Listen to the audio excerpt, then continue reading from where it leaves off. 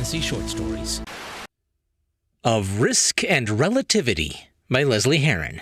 Chapter 15, A Smoothie Criminal.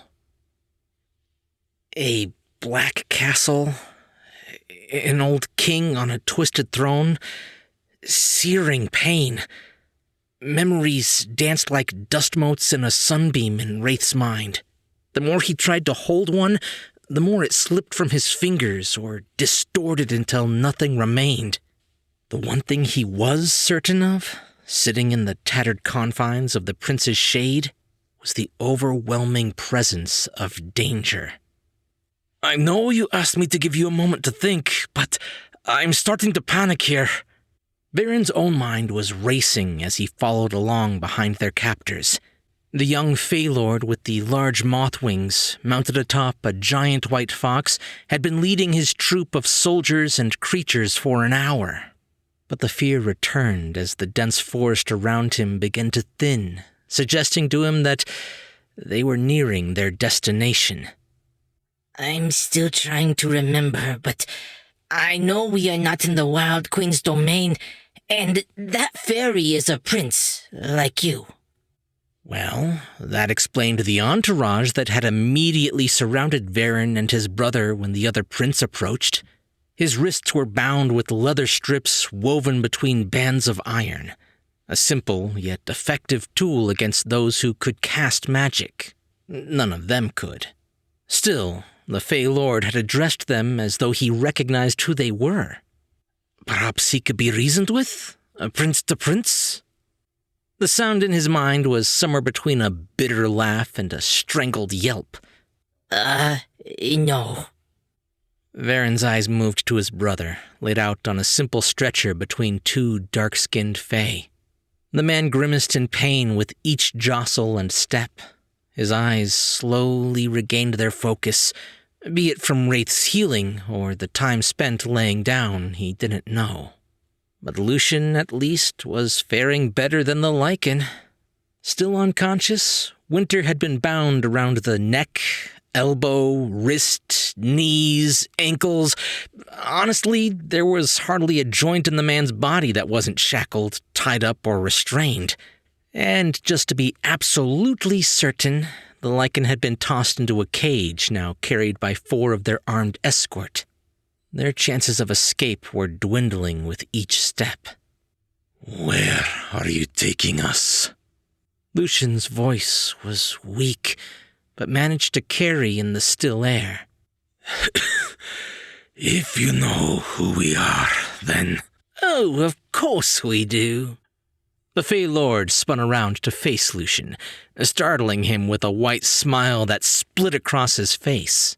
How could we not recognize the Wild Queen's own son, or his brother? Lucian's face twisted in rage and concern. Then you have me at a disadvantage. Yes. The Fey let that hang for a moment, underlining the full extent of that simple statement before continuing. Our name is Prince Hollow, firstborn of the Nightshade line, heir to the Eventide court, and for the moment, sole judicator of your fate. Before Lucian could reply, a horn sounded from the lead guard of their party, followed by a return trumpet, acknowledging their presence with a low and haunting tone. It made the hairs on the back of his neck stand on end, and he shot a glance to his brother. Varen paused for a step, earning himself a prod in the ribs, as the forest drew back like a curtain to reveal an ancient, ruinous city teeming with life. There were finely erected tents and stalls that served equally elegant Fey lords, ladies, and those in between. They perused custom creations, chatted like only vapid nobles knew how to, and sipped wine from their crystal cups. His gaze landed on the largest crowd, gathered around a podium. A Fey with gossamer dragonfly wings was shouting rapidly to the crowd, and individuals would raise their hands, bidding on the livestock that had been marched out onto the large stone dais behind him. Varen's brow crinkled in anger, his jaw growing tight. The livestock was not animals, but instead 2 humans, a satyr, and a dragon-like creature on 2 legs. There were even children, huddled together, waiting in tears for their turn to be auctioned off. Fluttering his wings, Prince Hollow leapt from the back of his mount, a cascade of fine powder glittering around his body. "We have arrived." He pulled back, waving to the others that turned to greet them in passing. He paused a step, waiting for the Regent Lord to reach his position. "Welcome to the Teal Chalice." He lowered his hands to gesture at the stone dais. "Royals from all lineages are welcome to our auctions." The faces of starved children and helpless fae, as they were marched out onto the docks of Silverport, had been burned into Varen's mind, and seeing it here made his blood boil. He shot Lucian a dark look. A growing tension between the 2 siblings was intense enough to cause the air to chill, and Prince Hollow put his hands back up.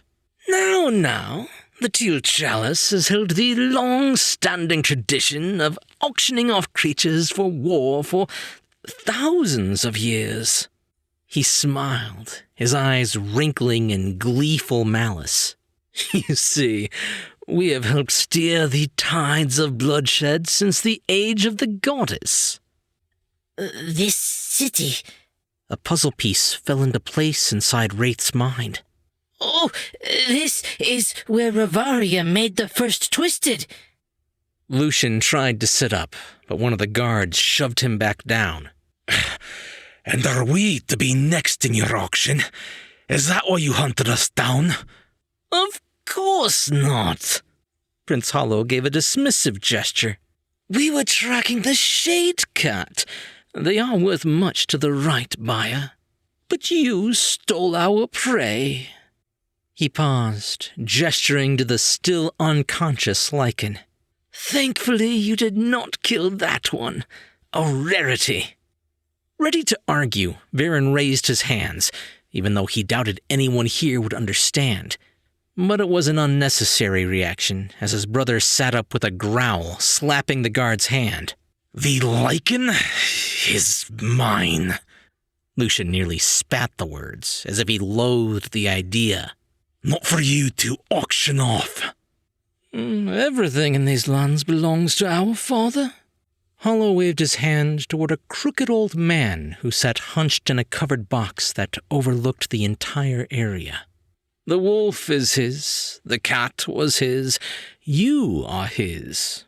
That is the way. Lucian struggled against hands that attempted to force him back down. I thought that we were not to be auctioned.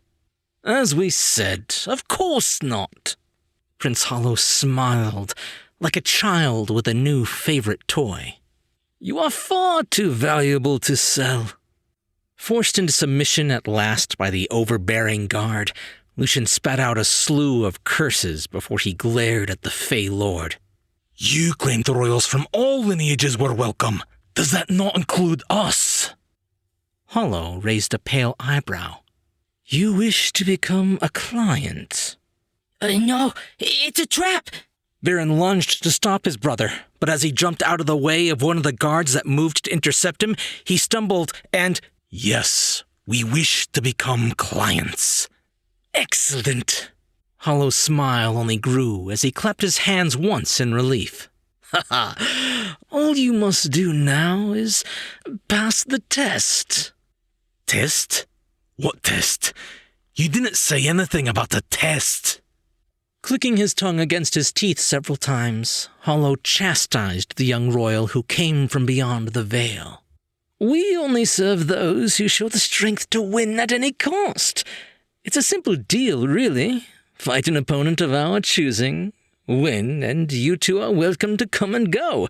We, of course, keep the werewolf. Lose, and, well, you lose, and belong to us. That is the way. As if to remind him of his current state, a surge of pain throbbed in Lucian's shoulder, and he grumbled in response. And if we refuse? Silly elf, you already agreed.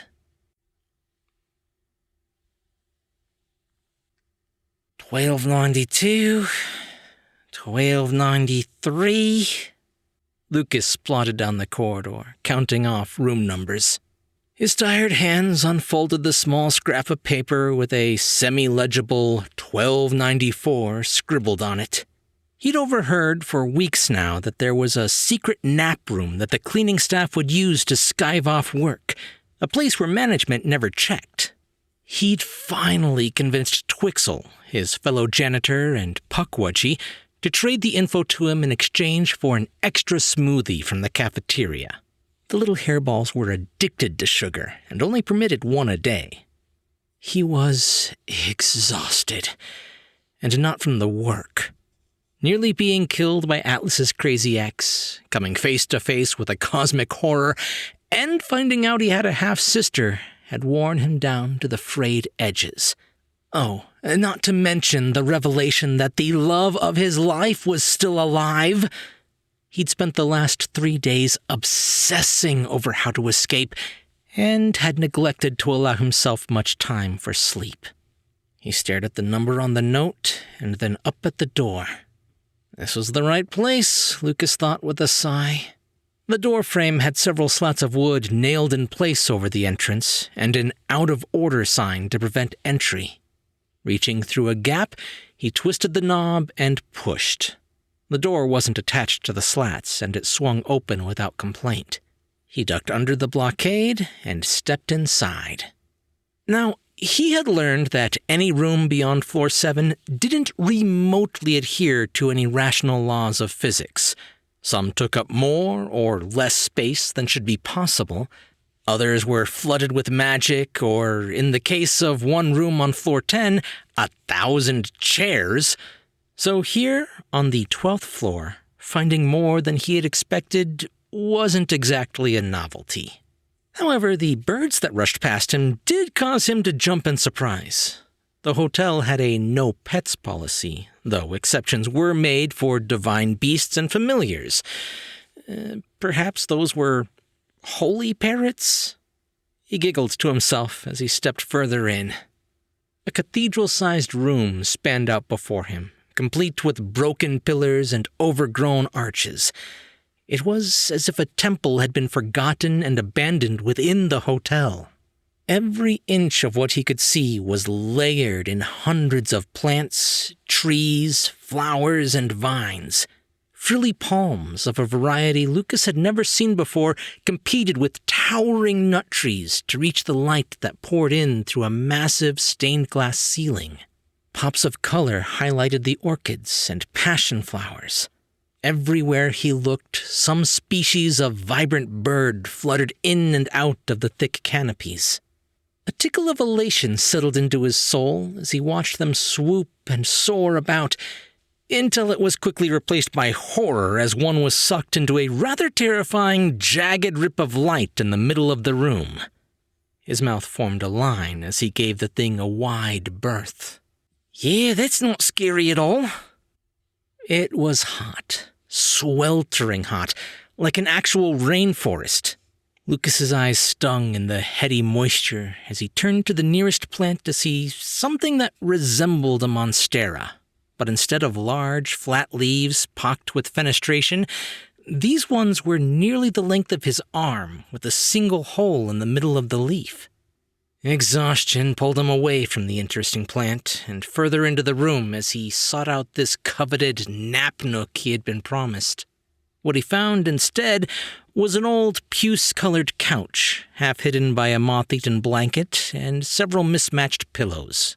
Off to the side was a cooler full of beers swimming in melted ice, a scattering of empty candy wrappers, and several old, decommissioned armchairs nestled around a short card table that was being claimed by strangling ivy. Lucas scratched behind his horn when he saw that everything was being claimed by ivy, even the makeshift latrine over there. Deciding it wasn't worth his attention, he flopped down on the center cushion of the couch and sneezed as a plume of pollen and dust erupted around him. He pulled out the disposable camera from his work apron and snapped a few pictures, enough to finish it off. He'd grab a fresh one the next time he was back in his room. Lucas smiled to himself as he lounged out on the remaining cushions, propping his feet up on the arm of the couch and closed his eyes. Sleep, he grumbled, tossing to his left. Sleep. Yeah, like that ever worked. If he couldn't have real sleep, he would at least pretend. He pulled out his patented Neptune sleep mask from another pocket and slid it over his eyes. He'd gotten in the habit of taking it everywhere, just in case he had a spare moment. Almost instantly, Lucas was plunged into the half-waking state he'd grown accustomed to while visiting the memories of his father. Influenced by the familiarity of the rainforest's heat, he settled on a particular time and place, and what he'd spent weeks learning to avoid snapped into place around him. The gentle hum of customers filled his ears, at the same time a warmth enveloped him. He opened his eyes to find himself standing in the greenhouse attached to the main shop. He breathed in deep, tasting the air and releasing a shaky sigh. Today was the day. Lucas stared down at the long rows of tables heaped with plants and began walking towards the familiar outline of Vel, sitting all the way in the back near the repotting station. He approached the bench and sat down across from him. His throat tightened as he forced himself to look instead of averting his gaze. His long black hair was tied in a ponytail at the nape of his neck, but a few strands had loosened, draping across his brow as he worked at punching holes in the plastic pots they used for starter plants. Reaching across the table, Lucas brushed his fingers against the man's brow, tucking away those loose strands of hair behind his pointed ears, an act that reflected on the memory, because he had done it in the past, too. Vel looked up at him with a smile, presumably seeing the past version of Lucas in the same space the now version occupied. "Hey, you." Lucas sucked in a deep breath as he folded his arms against the table. I need to apologize to you." He stared into those green eyes for a few moments before finding distraction in the busy afternoon shoppers.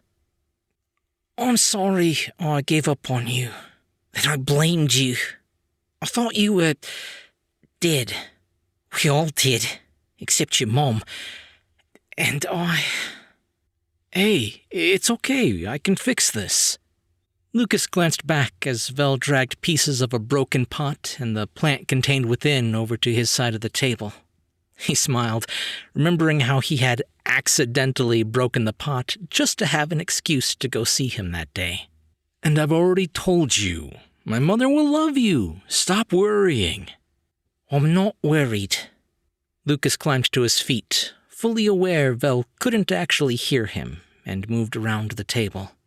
He slid his arms around the man's shoulders, embracing the memory like he had with his father countless times since he arrived at the hotel. "I spent all this time avoiding you because it hurt. It hurt so bad to see you here and to know that I couldn't see you out there." He closed his eyes, leaning in to rest his head against the elf's. "I lost you. Then I lost my dad, and then the shop. I thought I had nothing left, and I was circling the drain." He sighed as he breathed in the smell of potting soil and Vel's pine-scented soap. "So I ran away from home, from my friends, your mom, and the memory of us. I wanted to do right by my dad, take him out to see the world and find a place for him to rest. But I'm not worried. My sister, if you can believe that, told me you're alive. So I'm going to do my damnedest to get out of this crusty hotel and find you." Lucas pulled away, moving back to the other side of the table. The elf was still in the process of fixing the broken pot, completely unaware of his presence as he had a one-sided conversation with a ghost. He leaned across the table and planted his lips against Vel's. He held the kiss for a breath and then pulled away. I know I won't find anything in here save for memories. I have to stop living in the past. But I swear I will find you out there. He leaned in to whisper, I will tear the universe apart if I have to. He stepped away from the table, tears welling at the corners of his eyes. Lucas pawed at his face with the backs of his hands, sniffing hard, and let out a laugh. He took in one last glance around the greenhouse, his father, and then Val, to burn the memories of them in his mind, before he thumbed off the sleep mask and awoke to the sound of birds and bright beams of colored light streaming in through the stained glass. He sat up, tears staining his cheeks, but there was a smile on his face, one that lightened his soul. Lucas tossed the sleep mask into the pile of blankets and pillowcases, as he didn't need it anymore. Looking for a distraction, his attention drifted to the warbling rift in the center of the room. A chill went down his spine, despite the heat. Obviously, this was why the room was off limits. It didn't scream godly decor so much as, oops, world-ending anomaly. But it couldn't be that dangerous, or Twixel and the other Puckwudgies wouldn't have taken their secret breaks in here. Lucas climbed to his feet and moved across the room, dancing between thick roots and tangling weeds as he approached. He could almost see something on the other side, like a reflection on a disturbed pond. His fingers stretched towards it, feeling a slight gravitational pull from its surface, when the pager at his hip buzzed, startling him, and he jumped right into the glowing tear in reality. A squeak of terror escaped him as the pull of another planet tugged him straight through, drawing out his body like spaghetti and kicking him out the other side. For a split second, he took in a beautiful landscape of trees before there was a pop, and he was standing in the front lobby of the hotel. Cold air slammed into his sweaty body, chilling him to the bone as he sucked down heavy gasps of air. Leaning against a pile of godly luggage, Undine looked up with a click of her tongue against her teeth. She rolled her eyes at him with a slight shake of her head. I told you before, any time you try to leave, it brings you right back here. She straightened up as the owner of the luggage finished checking in. What, you didn't believe me? Lucas let out a short, high-pitched laugh and jumped as his beeper went off a second time. Apparently, his break was over. Well, at least he wasn't tired anymore.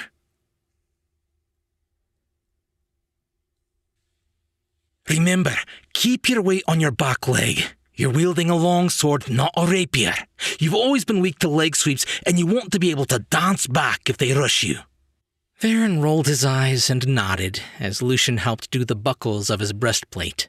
And if they're too fast, make them do all the work. Stay defensive, parry, whatever you can do to make them wear themselves out. Varen was almost glad he didn't have a voice, or he would have told Lucian to stop mothering him. The man had, after all, taught him everything he knew about swordplay. He might not be on his brother's level, but he knew how to fight. And you have me. And he had Wraith, though they had agreed it would be best to use him only as a last resort. Just outside this room was the fighting arena, a barbaric pit of sand surrounded by stone bleachers. He'd have nothing to pull from save himself or his enemy, and neither of those options were appealing. You know what? This is a bad idea. Hand me the sword, then I'll do it. Batting away that hand, Varen offered his brother a stern look. Even if he lacked the confidence in his own skill, there was no way he'd let Lucian, still severely wounded, enter an arena battle in his place, even if it was tempting to see him try. Instead, he reached out an armored hand and pressed it into his brother's chest. He hoped to convey some reassurance, staring at the man with confidence and firm resolve. Baron, Lucian leaned in, grasping his brother's shoulder with his good arm. I will kill you myself if you don't hand me that sword. You aren't up for this. He rolled his eyes in response as Herron jabbed a finger against the now bandaged wound on his brother's shoulder. That earned him a cry of pain as Lucian backpedaled, collapsing onto the bench. Even if he wanted to trade, there wasn't enough time to scrounge for armor that would fit the man. Despite the room being a veritable warehouse of discarded weapons and gear, it had taken them nearly the entire allotted time to find the patchwork of items he wore. Signing, "I'll be all right," Herron left his brother with a nod and stepped out through the door, into the arena, and towards a battle that would determine their fate. Ladies, gentlemen, and gentlefolk, please welcome our honored guest! Instead of a round of cheering and applause, Herron was met with boos and jeers. He spun, attempting to locate the speaker. Sitting atop a pillar was another fae with large insect wings, magically enhancing their voice to whip the crowd into a frenzy. And what a crowd it was. Hailing from beyond the veil, and... The fae creature leaned over the pillar, placing their hand on one side of their mouth, as if telling the crowd a secret in a stage whisper. Half-brother to the spawn of the Wild Queen! Boos weren't the only thing the crowd hurled at Herron now. He ducked and dodged most of the food, rocks, and bits of rubbish, while using his shields to block the rest. He spun on the fae creature, shooting them a dirty look. That earned him only a giggle in response. Baron Folkgrave has come seeking admittance to the Teal Chalice. Will he drink of our riches, or drown in his own blood? Only the gods can tell. The fae then shot out a hand, pointing off towards a darkened gate crisscrossed with iron bars. And for his opponent, do we have a treat for you all today? Herron turned to face the opposite side of the arena, swallowing his fear as smoke spilled from between the bars as they began to lift. Now, we've all heard of the mighty Folkgrave line, renowned for their ferocity in battle and the last bastion of the Wild Queen's domain. The crowd jeered and laughed. Since the prince is such a vicious warrior, his opponent must be that of equal measure. The barred gate slammed up, rattling the stone frame of the Colosseum. Yet Herron hardly noticed it. He was too focused on the tall, incredibly tall figure that bent nearly in half to step under the arch. When the creature straightened up, he saw a thin man draped in a tattered sarong and hundreds of swords that pierced his back. His long black hair trailed behind him, tethered together by chains of metal that jingled with every step. The only weapon he carried, aside from those embedded in his flesh, was a long whip trailing behind him. Herron swallowed hard, but he and Wraith were already devising a plan of attack when the creature lashed out with the whip and he was forced to jump back, bracing for impact. Give us a good round of applause for Amari! At the sound of clapping, whistling, and laughter, Herron lowered his hands. He was still expecting the tall creature to be standing before him, ready for a fight, but his stomach roiled at what his eyes fell upon instead.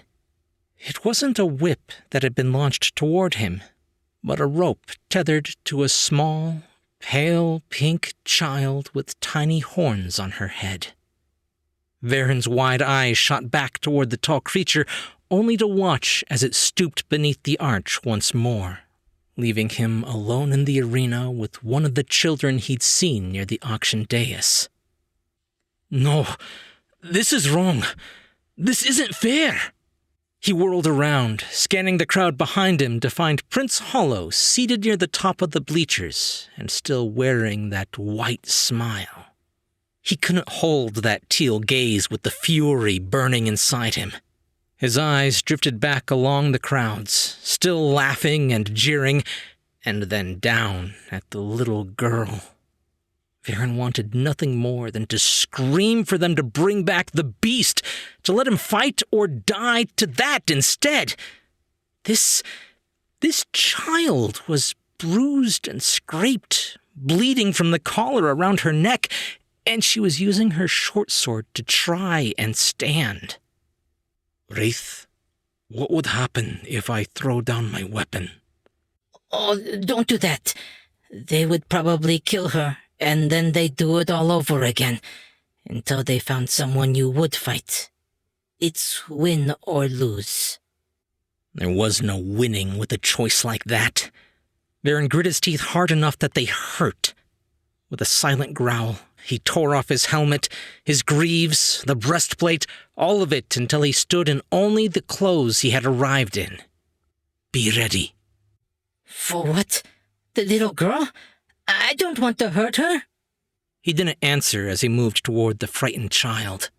Her eyes widened with fear at the sight of his sword, causing her own weapon to quiver in her hands. Herron stopped just outside of her reach and gave her the smallest smile and a nod. He glanced over his shoulder, finding Prince Hollow once more. Herron had barely lifted his arms to the side, offering himself as a target when he felt the bite of the young girl's blade in his gut. Pain seared through him, but he held that other prince's gaze even as he collapsed to his knees. He did not break eye contact until the agony forced him to the ground completely. And we have a winner! Truly a battle for the ages! Laughter erupted from the stands, but Herron could see Amari was fleeing. Hopefully, this had won her freedom. She had abandoned her sword, still in his gut, and he reached for it. The weapon was blunt and jagged, tearing at his insides as he pulled it free. Thankfully, the wound was shallow. Heal what you can. I thank you for not making me kill the girl. He dropped his sword and splayed his arms out in the sand, grimacing as the shadow bug went to work. He could already hear a beyond angry Lucian screaming at him for his weak heart, but Herron didn't care. All he could think about was feeding Prince Hollow his own wings.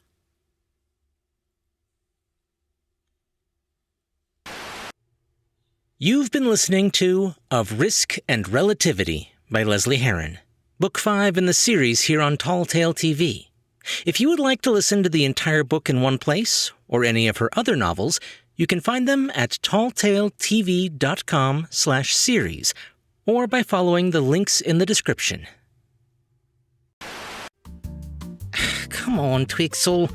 I know you have a secret nap room. Just tell me where it is. I has no knowing of this thing you talk about. Twixel? Even if place exists, why I tell you? 'Cause we're friends? Oh, really? Twixel has toilet brushing no longer than you. Try again. Fine. I'm too tired for this. What do you want? 20 gold statue depicting epic tale of Twixel. How about a crumpled receipt and an empty gum wrapper? 2 gold statue and a silver-plated scrub brush. My left sock? All your left socks and shoes, and you brush Twixel's fur for 2 months. Come on, I'll give you my lunch smoothie for a week. Smoothie? Smoothie for 1 year. 3 days. 6 months. 1 day. Deal. So mean. Can be blueberry? I'll try, but you'll owe me.